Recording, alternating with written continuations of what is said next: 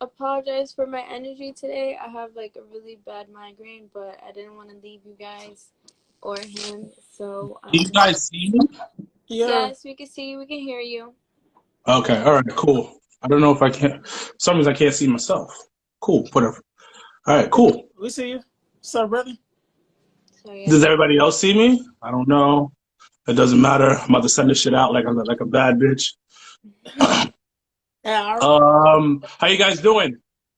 I have a migraine, but I'm pushing through. Okay, well, all right. This is not my show. My bad, guys. oh no, I just did the same thing. It's completely fine. Yes, they see you. All right.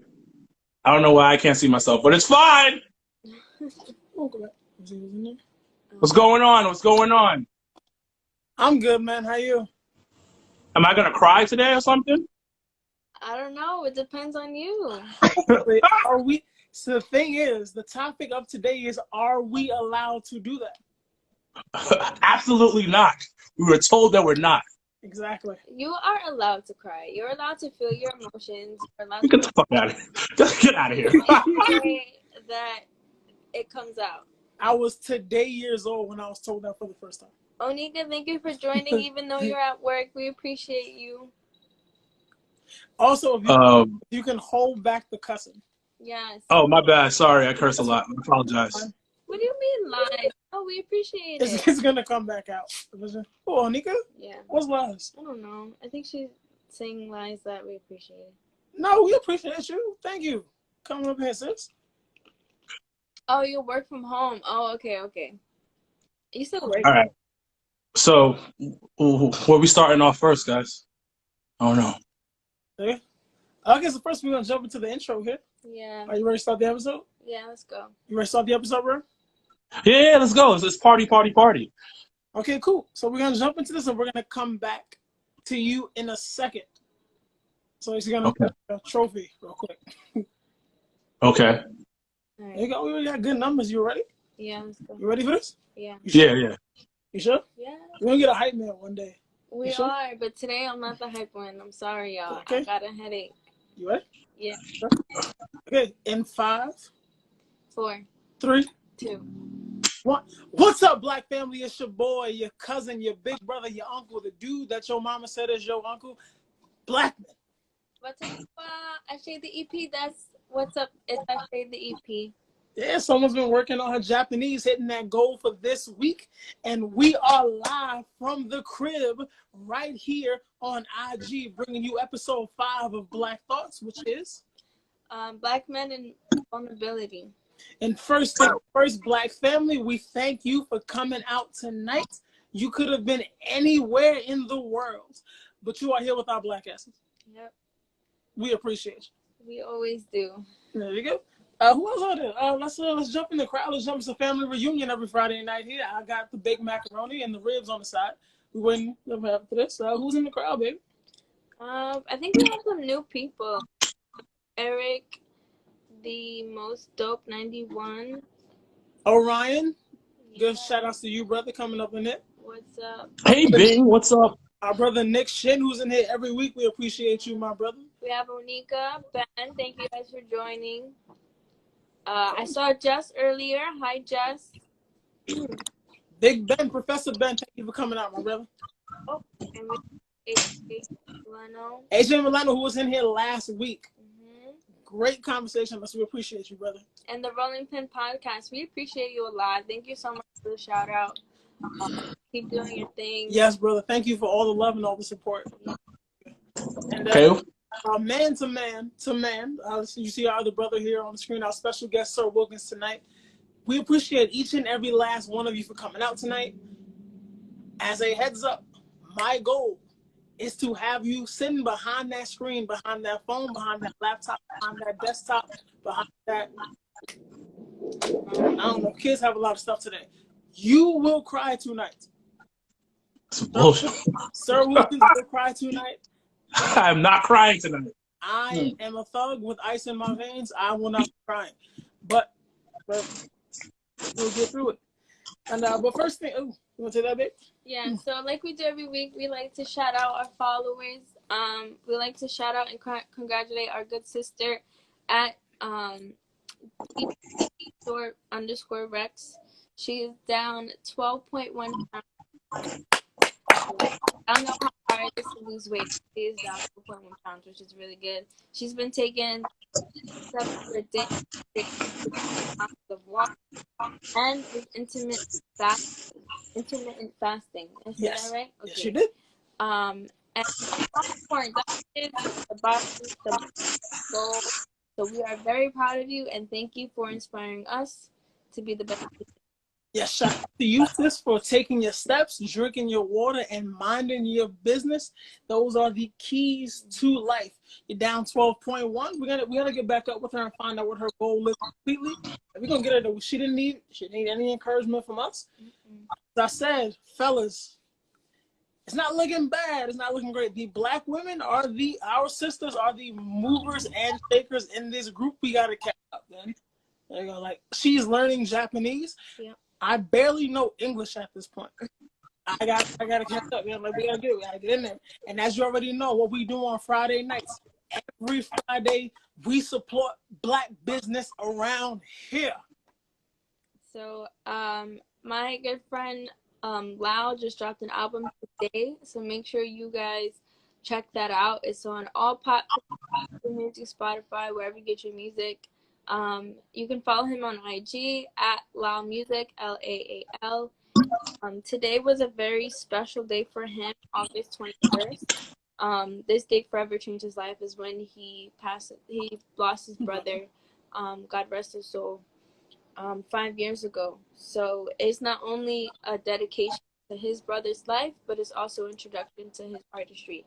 So make sure you guys go support his album. It's dropped today. Out Loud Music. You can follow him on Instagram. You can follow him on Apple Music at Laal. That is LALL. LAAL. Oh wow. Yeah, Yes, sir. so LAAL. And my brother, you are in good company this Friday. You have dropped the same day as Jay-Z and Pharrell, and the same day as Nas. Jay-Z is my GOAT. I have not listened to Jay-Z today. Nas is also one of the greatest of all time in his own right.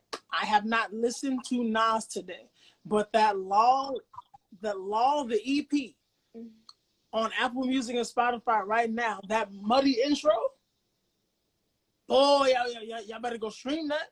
He really did his thing, so make sure you better guys run up his numbers. That. You support independent artists, but run up. I love how when Nas drops, Jay-Z drops the same day. It's like randomly. It was like the same. What was it last time? It was the album he dropped with Beyonce. Kanye, and then he dropped it, and then the same day he dropped his album with Beyonce. Yeah, I was just like, some people I think like Jay-Z just being petty at this point. Yeah, he's being mad petty. Yeah. Mad petty. I would say he won with the takeover. Nah. Real quick, I just want to shout out Matthew Dennis for welcome. I see it's your first time coming in, so we hope you enjoyed today's episode. Thank you for joining us. Thank you for joining us, brother. I apologize for the tears that are going to be coming out your face soon, but it's going to come, brother. We are not, as I said earlier on IG, usually we're in here every week to drop knowledge. I don't think this is more of a knowledge dropping day. This may be more of a day to gain understanding of yourself and your brothers. So I already got the incense going in the background. We're going to sage after this. It's going to bring all the emotions out tonight, brother. Yeah. Again, I want to apologize. My energy is not as it usually is. I'm just not feeling too well. But I did not want to leave you guys hanging. Yes, as you already know, Black women and I would not be able to do this show this week without this woman sitting right here. I literally get my energy from her braids. So thank you. So thank you for powering through this. And we hope to bring you guys a great show tonight. But as you can see, we are not alone. And hi, Kiki. I just want to say hi. That's my girl right there. Sorry. Hey, yes, Kiki. we're not alone.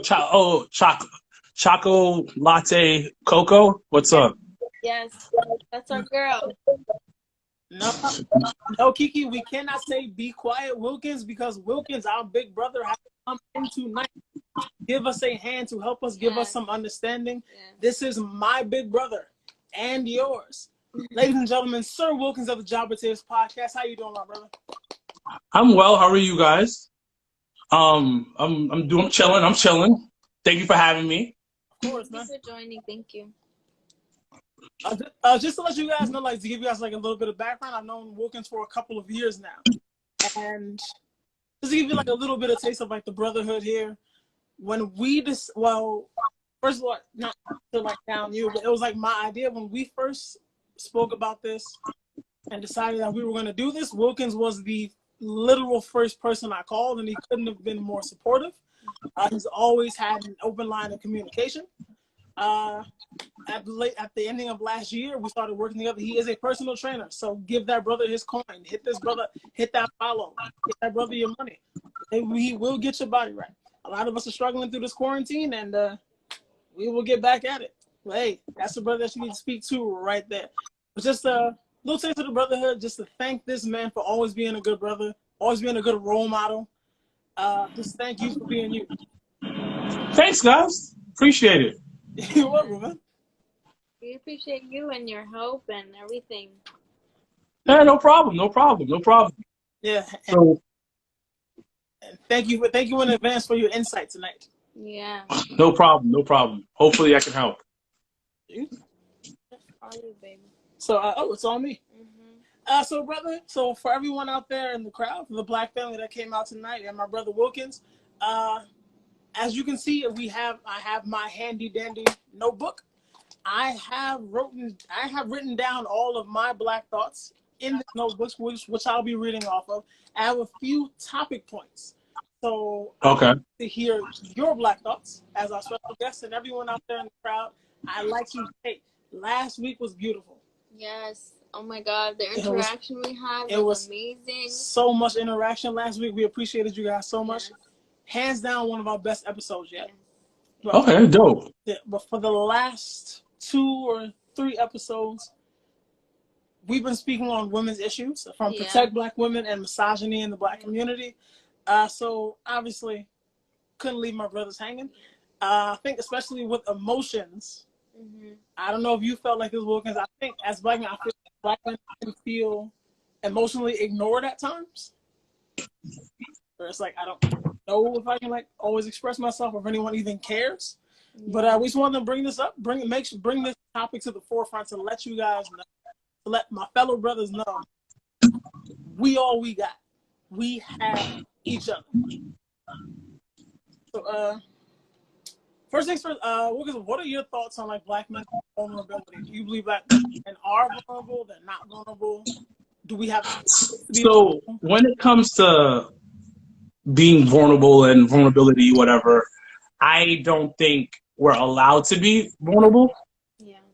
And I think that it's very difficult because what I've seen growing up, and I've seen, because I have a lot of female friends, when a guy is like that, they get laughed at. Like if a guy says like, yo, hey, I have this issue. God forbid you get into an argument with a shorty, she will bring it up and throw it in your face.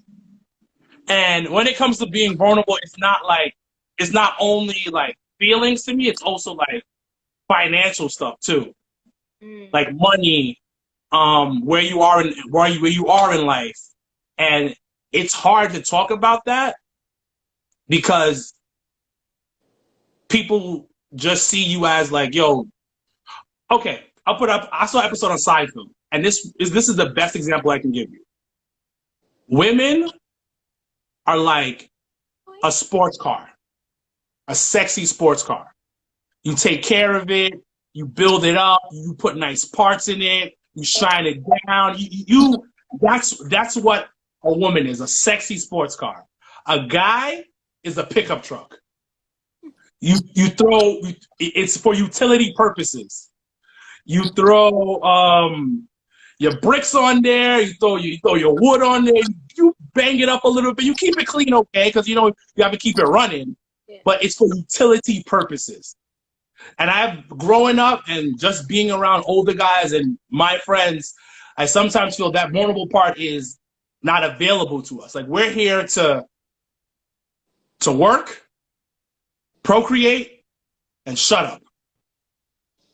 So to answer your question once again, I don't think it's available to us. I don't think we have that a real luxury to be vulnerable. Yeah. So our brother Nick Shit in here said that says that he got slapped for using this same analogy. Nick, do you know why you were slapped? I'm pretty sure it Because he's telling the truth. A woman being compared to a sports car. Yeah. But I completely got it. Like women, yeah, because there's a beauty of a sports car. There's a beauty of a sports car. A sports car, like any car head you know, they take care of their car. Yeah. Any southern like noise they hear, anything that's messed up with the car, they fix it. And that's a woman. You got to take care of your woman. But the thing about, I'm not shutting down a woman. You got to take care of a woman. Yeah. But any sports utility vehicle, any pickup truck, you throw shit on there until it gets really bad. That's when you fix it. And it's different. They're treated differently. It's not a bad. It is what it is. Yeah. And go ahead. I feel like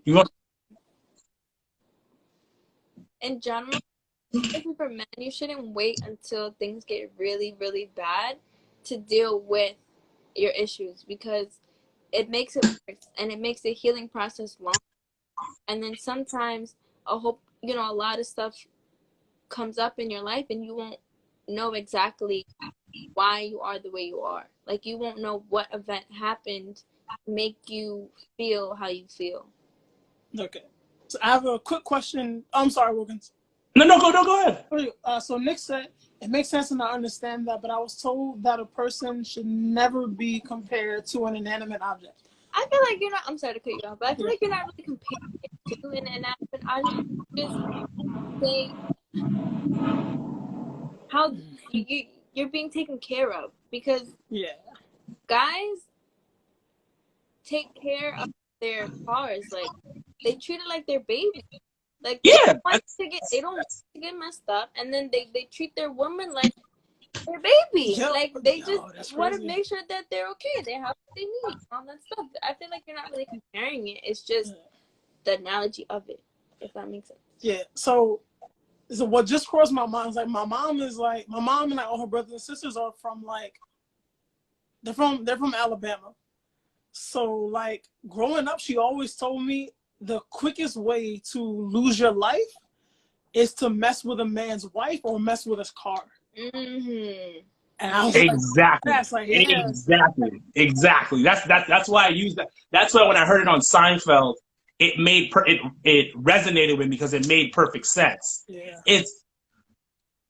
We are not meant to be taken care of, and it's an old school mentality. Obviously, things are being changed, but to be honest, any girl I ever dated, I've never gotten super close with them on an emotional level.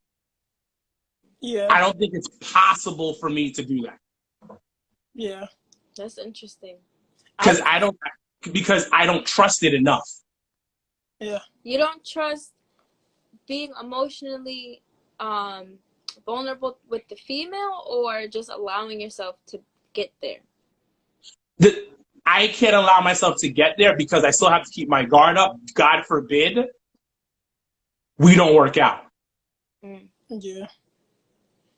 God forbid, like, things go left. Like, I was always taught. Oh, like, yeah. Hold on. Somebody wrote, Kim! I have a discussion with my husband, Arthur. He believes our biological makeup makes us fundamentally different. And since women physically create life, the woman must be protected by the man. And that is the truth. Like, I can't be overly emotional if I have to run a household. I have to be logical. Yeah. And then when you open up, to me, you open up you get weak. Yeah. So that I wanted to touch on the point that you made earlier, because it was like you always, when it comes to opening up to the person that you're in a relationship with, it's always in the back of your mind that you're gonna open up and this may not work out. Yeah. So when I was younger, I had to be like 18 or 19 at this time. So it was the girl that like I dated through like most of my teenage years. So like there was like always like, it was a kid that she grew up with that was like her cousin's friend that like always had like a thing for her and wanted to get with her. So they were like, they grew up together, they were friends. So whenever she had a problem with me, she would vent to him. And then after we broke up, like they ended up together. And so she knows this part like already. So we were kids at this time. This is all really effed up. So she would cheat on him with me because she still cared about me. And then like one day, like to me, this is the funniest thing. It's also like it's like a trophy in my lifetime. I think it's hilarious. So like this is like in the AIM days. So this dude wrote a freestyle about me on AIM and put it in his away message. So for all of like the 90s. Your first diss track. Yes. But like in this freestyle, which I still thought was hilarious, all the things that she had vented to him, like she put like my business out there. Like she knew like everything just from her like venting and like trying to like analyze me, like why I was the way that I was. She told this dude everything and he gave me bars. I was just like, yeah, can't tell nobody else. He Ethan you? Yes, yo. Son, Ethan me, like, yo. I was like, this is crazy. But yeah, that's stuff like that. Yeah. Stuff like that is like why it's like it's hard for me to ever get super close to somebody, because shit like that, and it's I have enough female friends to hear how they shit on somebody. Yes.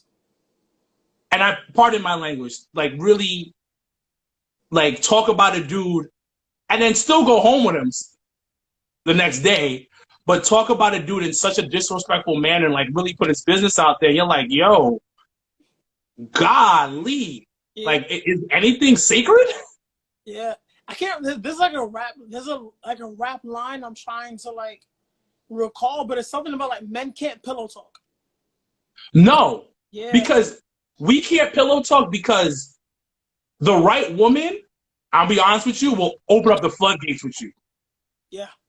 So let's say you meet the right chick, the floodgates open up. Next thing you know, you talking about everything from yourself to your best friend. And then, for instance, the pillow talk is how Pusha and Drake got into it. Yeah. And it's hard. It's hard because I go through a lot. I have so many projects I work on that sometimes you want to vent to somebody. Mm-hmm. And a friend of mine, my friend was talking about it. Women don't know how to be the rock in a situation. That's interesting. I feel like maybe you. No, let me finish. You're so used to being held and listened to. So, and it's like turned on them, like, I don't know what to do. But it's also women they know how to nurture very well. But they don't know how to be the rock in the situation where sometimes I just need an ear.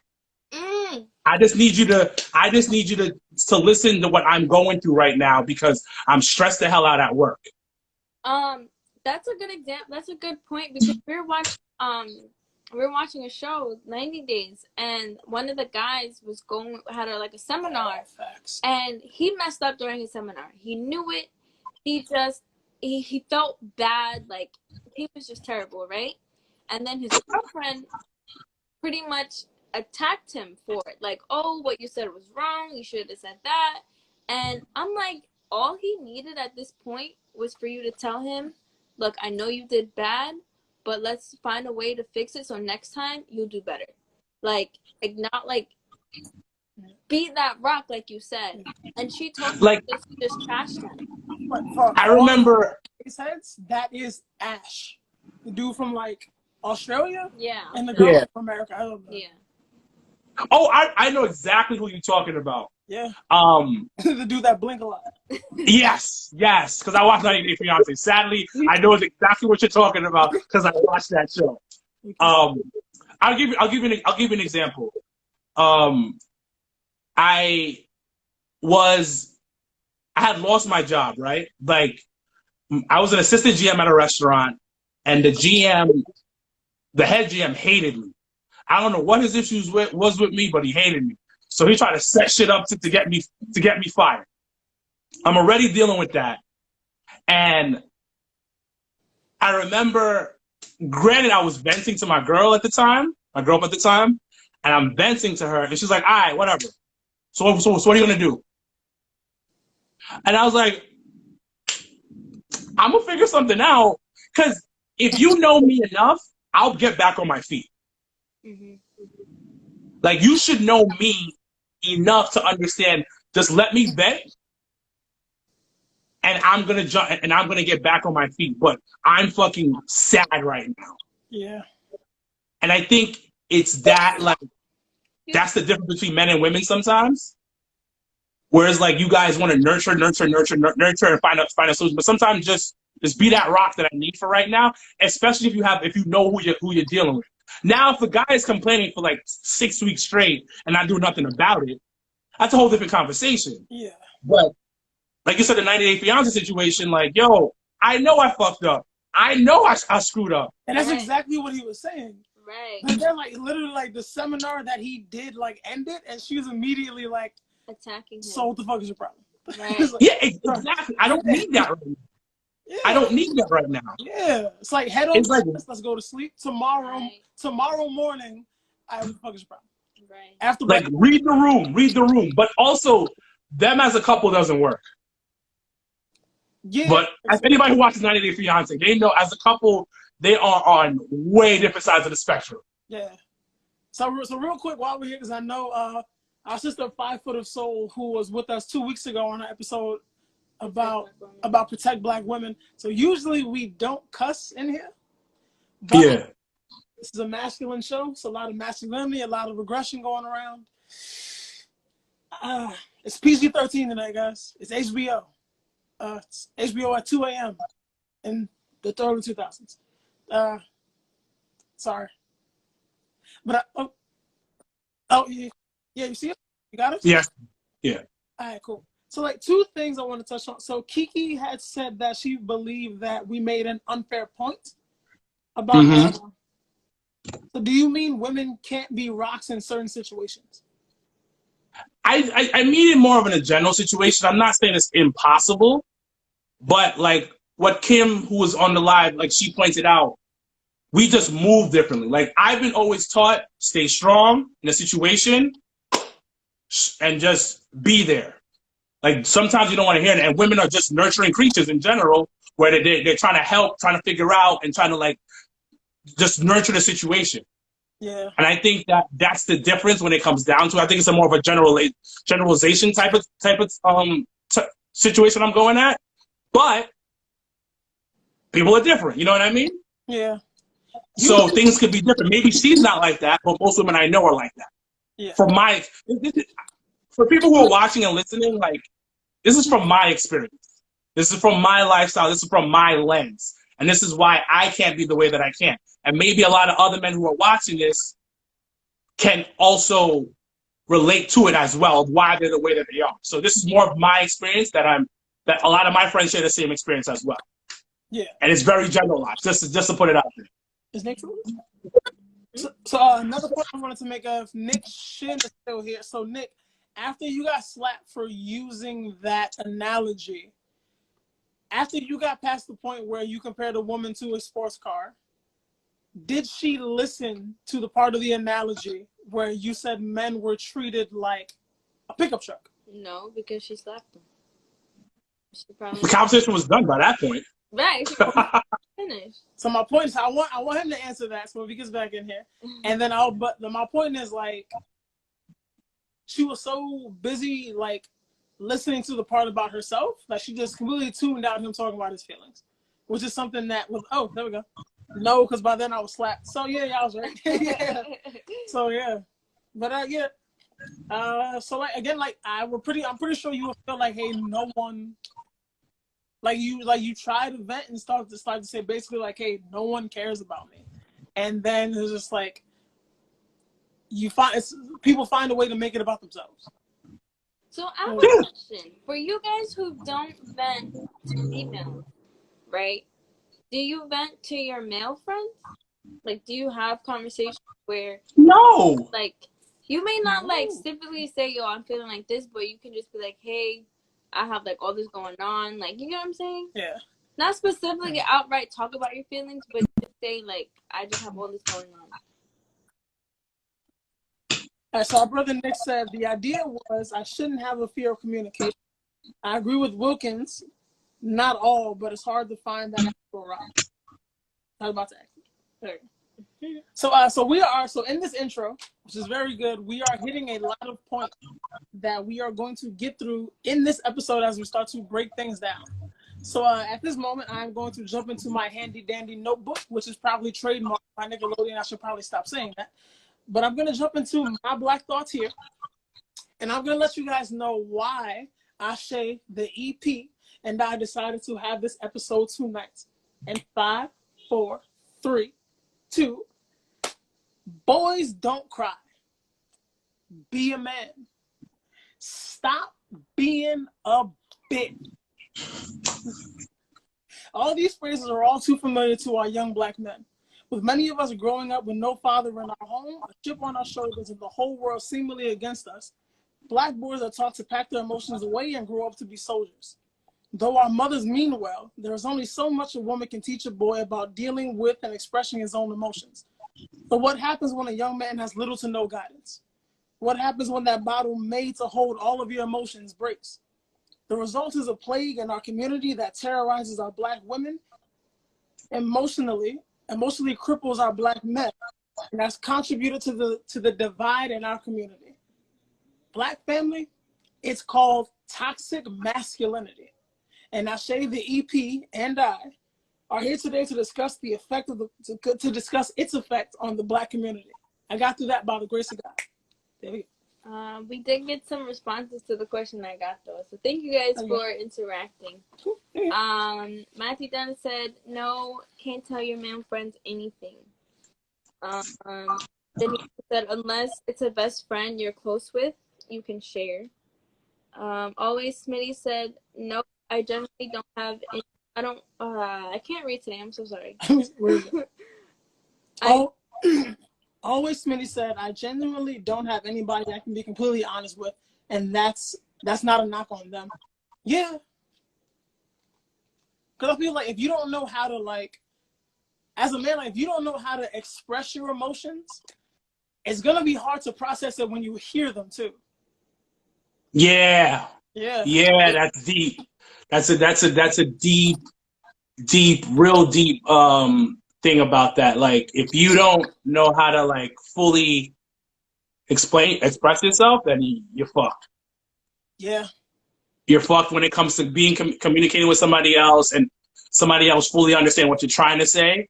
And Nick put something which is good too, because Nick put I never talk about feelings until I did a Dr. Tom seminar, and he explained that you need one guy you ride with who has the same dedication and passion to gain that trust.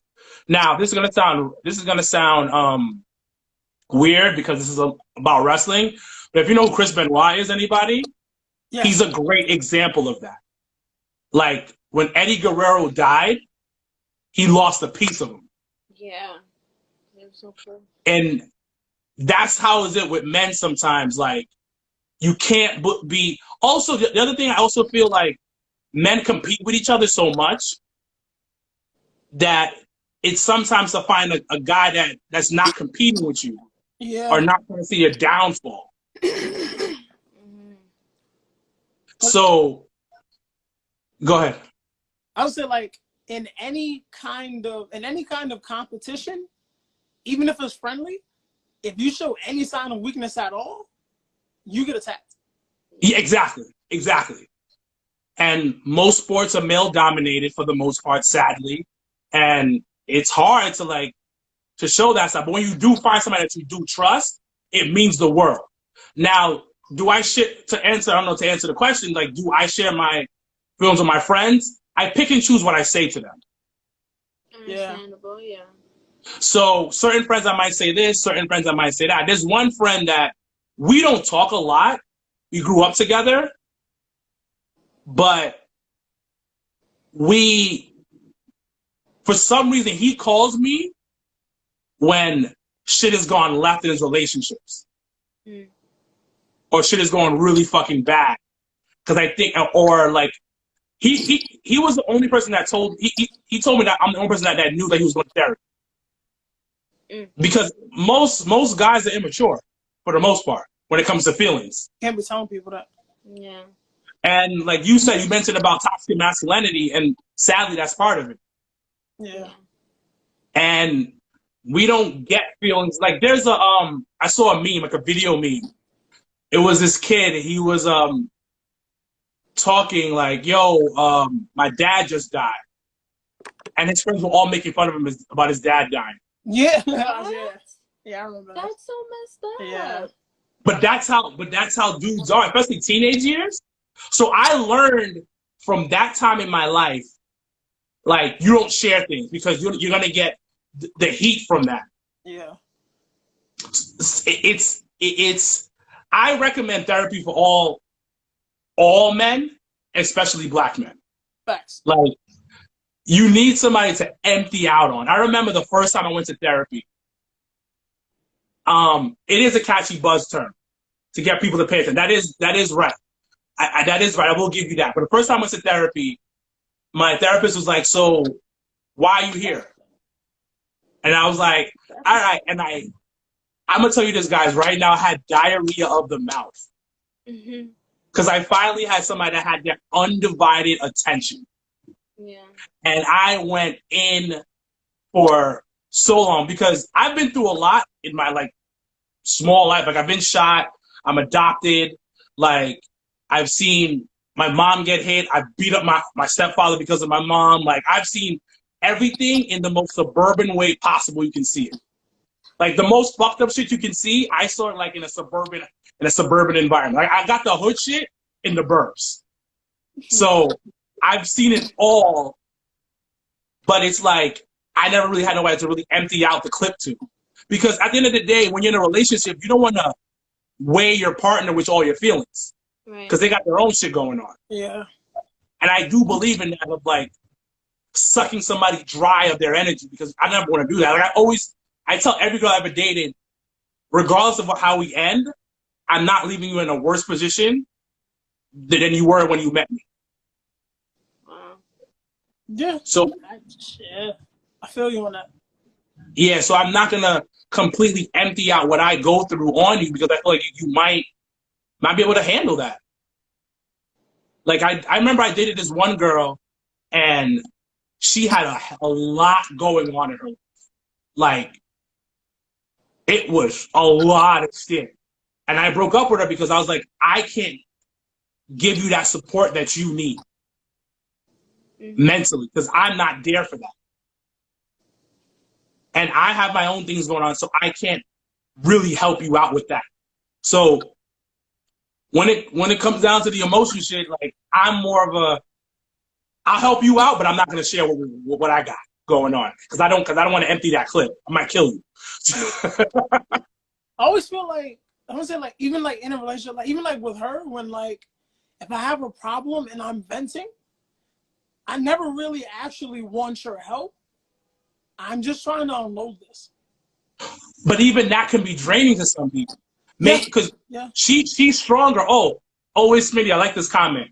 Adoptive struggles are super underrated. It's a subcategory of special needs, in my opinion.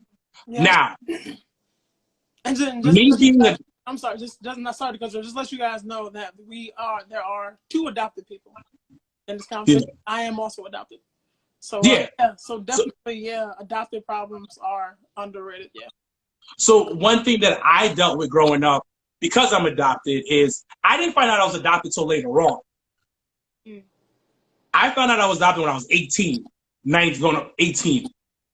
So I never knew the exact situation of my family, but the one thing I will always say is that kids pick up on everything. Yep. Yep. I don't. It could be the most minute thing. Oh, it's Smitty. He's adopted as well. 3. So number 3. So Our family. No. so being adopted.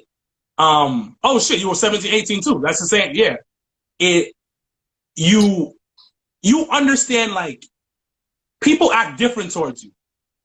Like, you're family, but you're not family. Like, my mom treated me like my mom, but the extended family of her family didn't exactly treat me like how blood should be treating blood. Like, I always felt like a visitor in the household. Mm. And I never could understand why I feel different from everybody else. We're all black, so what's the difference?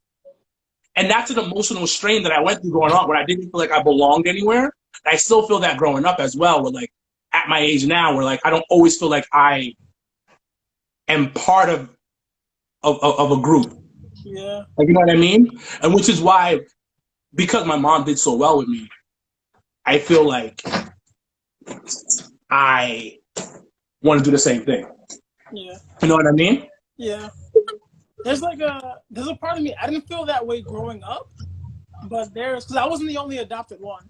Like, my mom, like, I have a sister and a brother that are also adopted, and my aunt also had 2 adopted sons, so I was never like the only one. But, like, even now, so I never felt like I didn't belong when I was younger. But now that, like, I'm older and, like, my mom's, like, there's like a little spot in, like, the back of my mind that's just like I've known these people all my life. I know they love me. I love them. But, like, I'm not really anyone's kid here. So Exactly. there's a part of me that's just like, and, like, there's no blood connection here. Like, even, like, with family, like, you don't have to stay connected to these people if you don't want to anyway. So even, like, I've never been given that feeling, but there's, like, a piece, like, in the back of my mind that's always just like, if my mom goes, do these people continue to consider me part of this family? Yeah. It's something that you have in the back. And I always told myself, I will want to adopt, and I will make sure that the kid doesn't feel like he's not accepted. Because not part of the family. Because what Smitty just said, yep, like, we're aliens and have absolutely nothing in common with them. We're accepted, but we aren't a part. Yeah. Like, that's how I always feel among group of people, friends and stuff like that, where it's like, yeah, I'm part of you guys, but I'm not. Like, I'm accepted by you guys, but am I really part of which you guys? Yeah, I've always felt that way too. That's how I feel, like, in everyday life. I don't want to, like, try and feel included, but I feel like when I'm a group of people, when I'm like, even when I'm in class, like, I feel like, yeah, I'm accepted, but I just feel like I'm just always alone. I don't know. I just feel weird. I've never made that connection.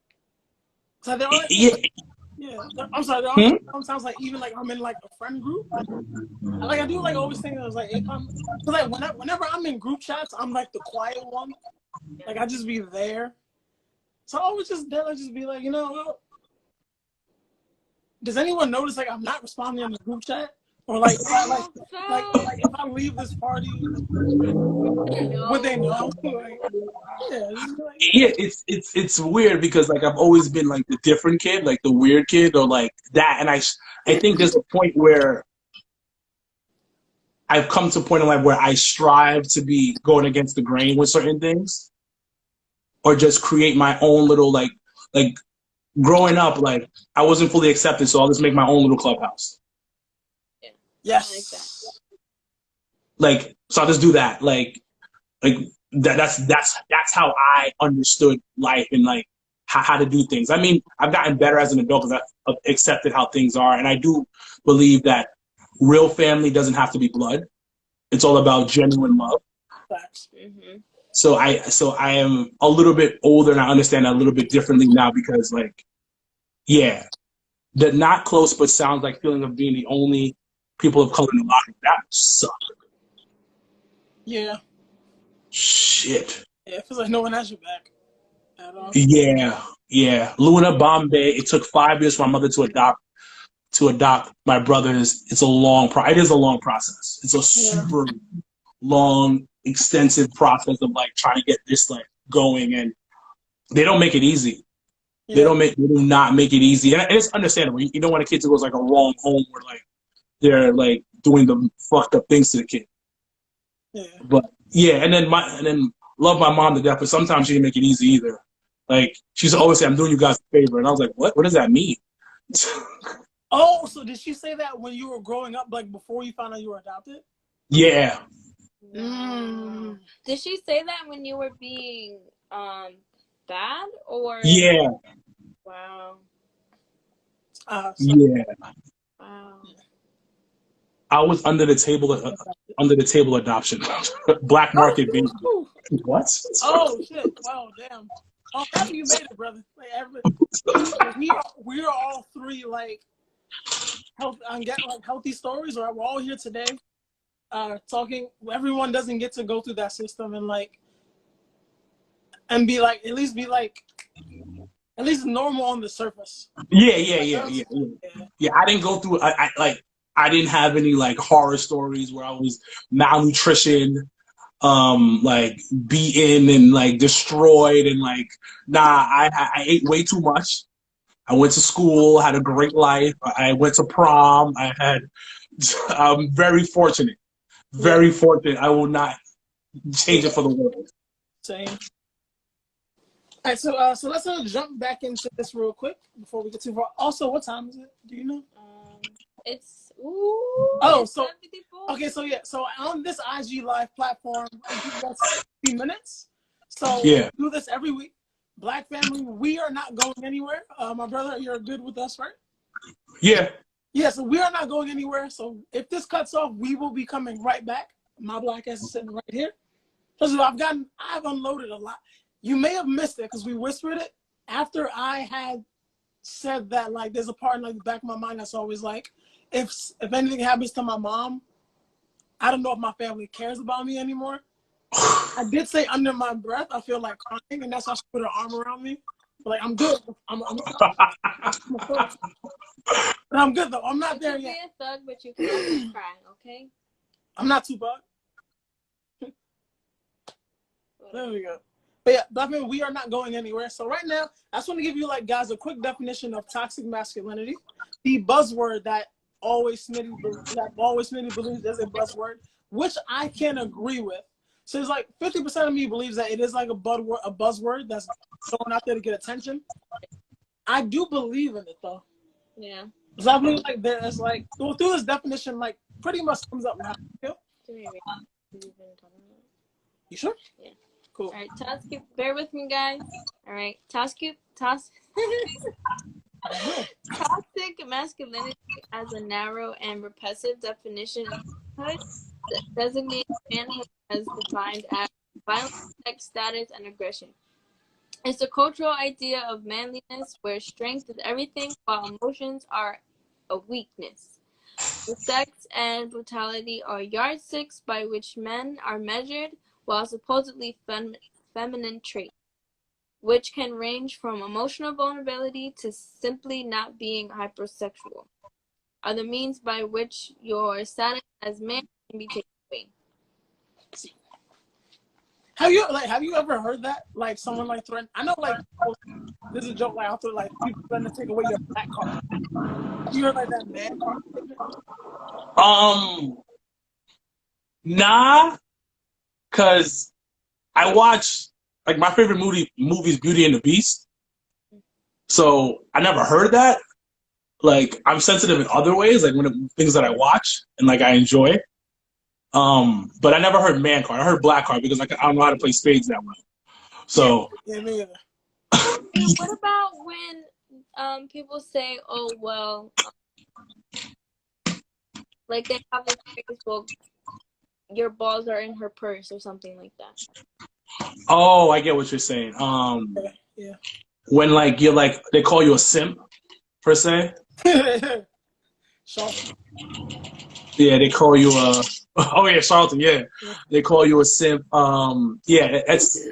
I've never had that per se, but like I've heard it because I've been like when you are too nice to a woman. Yeah. Okay. But I was talking to a friend about this, and me and her were talking like the most toxic dudes are super nice to women. Mm. It's just a thing. That's just like Huh? it's a ploy, though. It's a ploy, but like think about it. How do you get a woman? You got to sweep her off her feet, right? You got to make her feel good about herself. Not all women. Well, some the ones that are emotionally stable. Listen, say welcome to the people who are joining in. We're talking about black men and vulnerability. We have our guest here, Sir Wilkins. Thank you guys for joining. Yeah. Just catching that up real quick. We have Hearts here from the Talk of Champions podcast, so make sure you guys give her a follow. Make sure you follow that brand. I am a big fan. I watched her a couple weeks ago.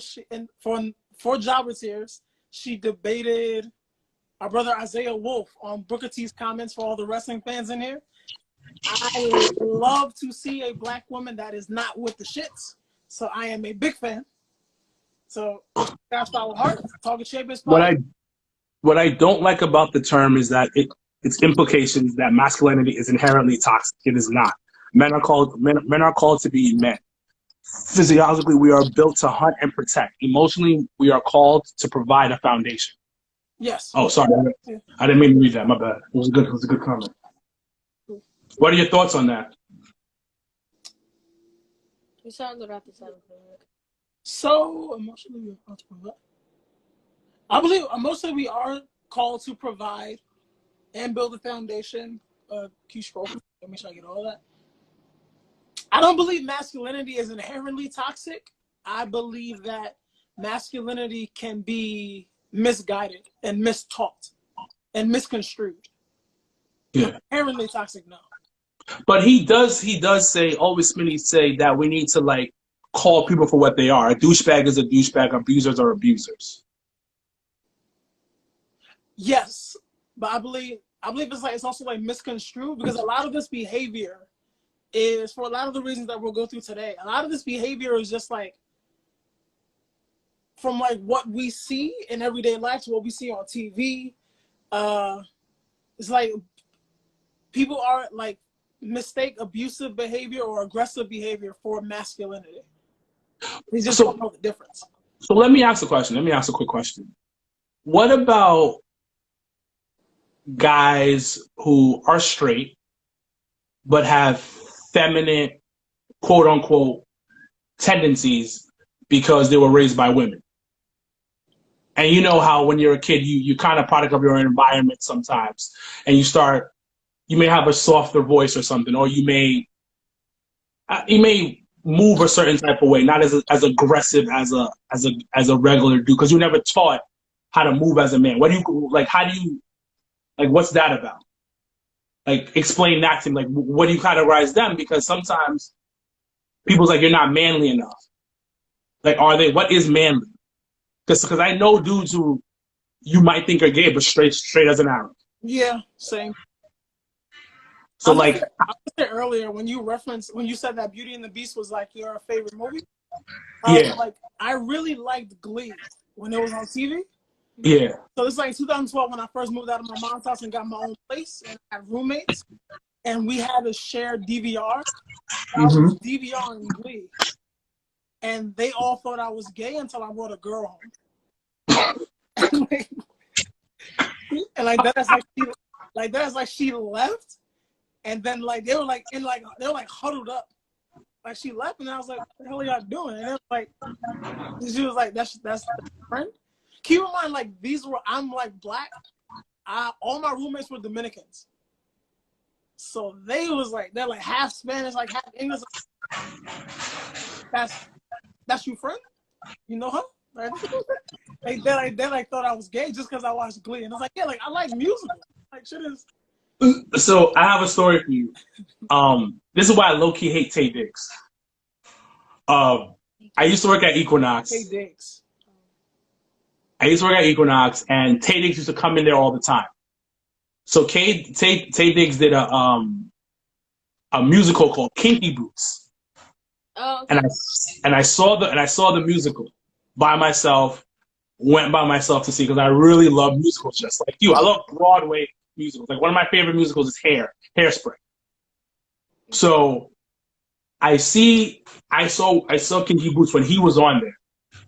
And he comes in, he's working out, he's about to leave. And I was like, yo, Tay Diggs, I love doing Kinky Boots. He was like, what? You saw that?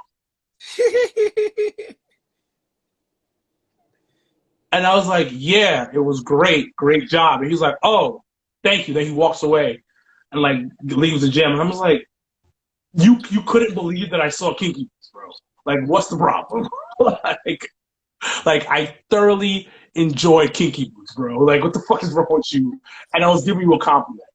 But you were so in shock as the man, the 200-pound black man just went to go see Kinky Boots. You don't know how to react to the shit. Like,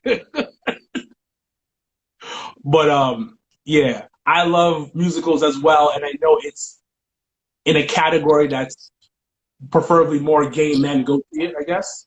Yeah. But I love some good musicals. No. Beauty and the Beast is still my favorite movie of all time. A misunderstood man finds the love of his life. Oh, man.